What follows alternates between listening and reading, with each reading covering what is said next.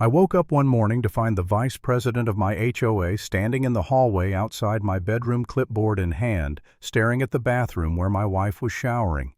No knock, no announcement, just standing there with a smile like she belonged inside my home. If you've ever felt your blood run cold because someone crossed a line they had no right to cross, you know exactly how I felt in that moment.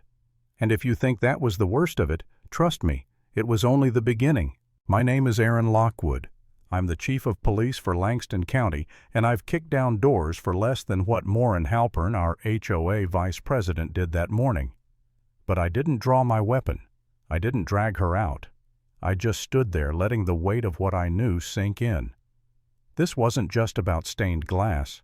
This was about my wife Lena and the home she thought would finally be safe. That window she was supposedly inspecting, it wasn't just a decoration, it was a piece her late mother had made sapphire and violet glass, soldered in lead, catching the morning sun like a cathedral. Lena picked this place after we survived a stalker, after the trial, after months of cameras and paranoia. I swore to her this neighborhood would be her refuge. And now, Maureen had the audacity to call her mother's gift a violation of aesthetic uniformity. I told her she needed to leave. She smirked, said she'd note my non-cooperation. I hit stop on the phone recording I'd been running the whole time. That was the moment her smile cracked just slightly when she realized she wasn't the one in control. The next day, I found a violation duct taped to my front door in bold red letters. Second warning. The offense. The same stained glass window. And she wasn't stopping with us. My neighbors across the street got a fine for the soil level in a planter box.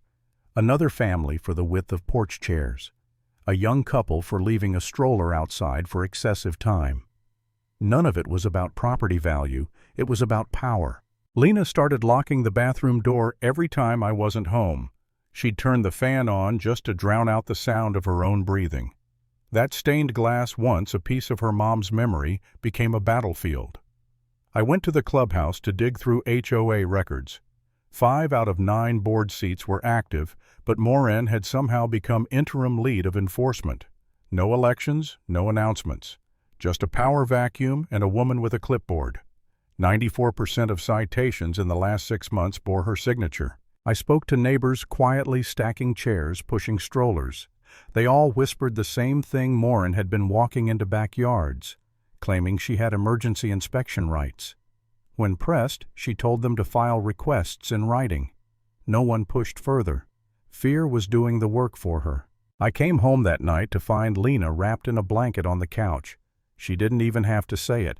Our motion alert log showed Maureen standing at our door for over 7 minutes, not knocking, not leaving a note, just standing there. That's when I realized this wasn't just HOA nitpicking. This was predatory behavior dressed up as neighborhood rules. And for the first time, I doubted myself. I asked if I was overreacting. If maybe I should just rip out the glass, pay the fines, let Lena breathe without this war hanging over us. I'm a police chief trained to recognize escalation, and yet in my own home, I wondered if I was powerless. Maybe I was the one dragging my wife into danger by pushing back. That doubt ate at me until the night Officer Del Rey handed me a folder. Screenshots, logs, and a report from cybercrime. Images of neighborhood bathrooms, bedrooms, kitchens taken from odd angles. And one grainy shot of my own wife behind the stained glass. The account traced back to a device Maureen had once used in her private investigator days before her license was revoked. She wasn't just enforcing rules, she was cataloging families, children, women brushing their teeth, my wife showering. That was the moment something in me snapped back into place.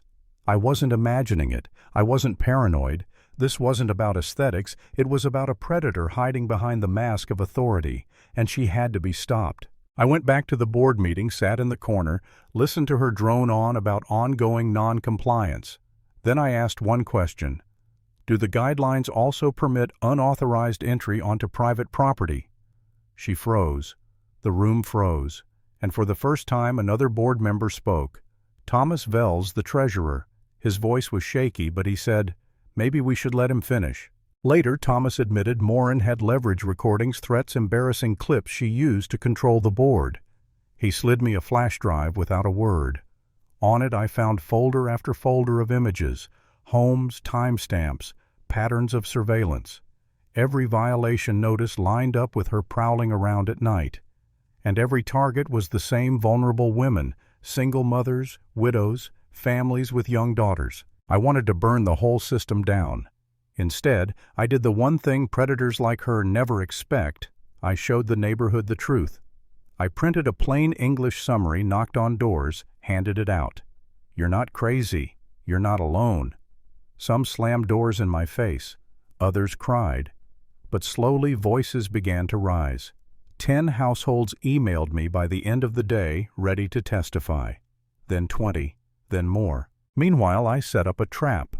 Del Rey helped me install a double-buffered thermal grid around my property. The first night she hovered at the edge of our yard.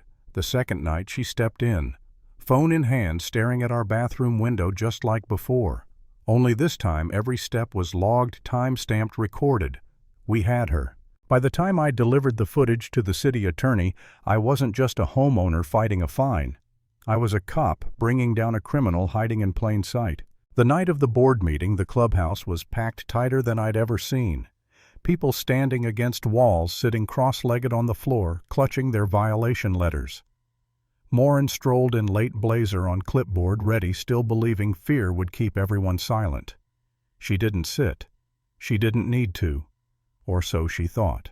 I unfolded a folder with 39 homeowner signatures and evidence that could bury her career. This isn't just a hearing, I said. This is a reckoning.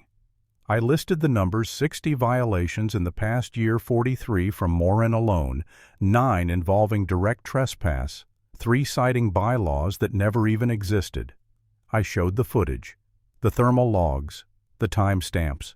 Then something remarkable happened. A woman named Cheryl stood up holding a picture of her porch flowers. She told me red was disruptive, she said. Another neighbor. She walked into my side gate and pointed her phone through my kitchen window. A man raised his hand. She tried to find me for a wheelchair ramp built by the city. Voices layered one after another, quiet but relentless. The kind of ordinary truth that can crush a tyrant more than any single piece of evidence. Morin didn't shout. She didn't deny. But her jaw tightened with each testimony. Her clipboard might as well have been a shield made of paper. And by the time the board voted unanimously to remove her even, she knew it was over. The city attorney's representative stood in the corner silent until the vote was counted. Then she spoke, effective immediately. Morin Halpern is suspended from all HOA activity. All further enforcement actions are frozen pending investigation. Morin didn't protest. She just walked out, shoulders stiff, like a woman who'd finally realized the clipboard couldn't protect her anymore. And that's where it ended. Not with applause, not with celebration, but with silence.